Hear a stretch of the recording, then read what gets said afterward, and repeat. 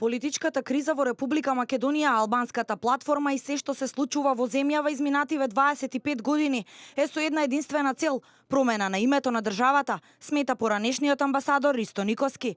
Според него, граѓаните и властите треба одговорно да се однесуваат и да направат се што е во нивна моќ да не се дозволи прекрстување на земјава и исчезнување на македонскиот народ.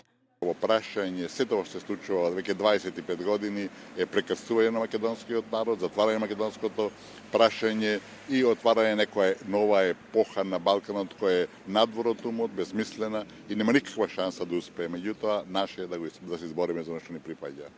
Прашањето за името, односно неговото решавање, е една од точките на платформата на албанските партии, со која се бара усвојување заедничка и обврзувачка резолуција во Собранието на Република Македонија, со која владата на Македонија се обврзува активно да се вклучи кон решавањето на спорот со името, како и вклучување на албанците во работната група за директни преговори со Грција. Екс-министерот и кандидат за председател на СДСМ Љубомир Фрчковски во гостувањето во Топ тема на Телма неодамна истакна дека оваа година е потребен влез во НАТО и затоа мора нешто да се направи по прашањето за името. Со американските партнери ние мора нешто да направиме околу името и влез во НАТО оваа година. Нешто мора да се направи на тој план, влез во НАТО ќе не дувне директно, ќе не дигне и владата ќе ја дигне на едно ново ниво. Тука нешто мора да се направи, дал со решение за името, дал со фиром, како, не знам, ама ќе има начин, ќе има шанса, ќе се постави на масата и треба таа шанса да ја грабнеме. Нас не треба НАТО оваа година. Со албанската платформа се бара интеграција во Европската унија и НАТО, но без да биде прецизирано како Република Македонија би станала дел од унијата. Според експертите, со прифаќањето на барањата на албанските партии, освен за прашањето со името, се бара и промена на идентитетот на македонскиот народ.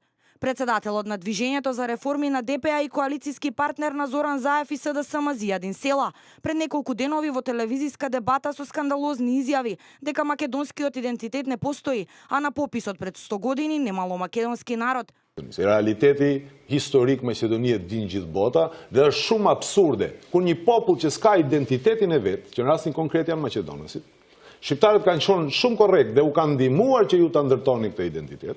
Dhe ju tani kontestoni identitetin tonë. Сега наврата, вие тврдите ние македонски да немаме para me regjistrimin para 100 vitesh janë bë, asku nuk ekziston popull maqedonës.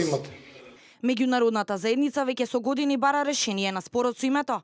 Поради него во 2008 година Македонија не стана членка на НАТО, а веќе 8 години земјава не може да почне преговори за членство во ЕУ и покрај тоа што добива препораки од Европската комисија.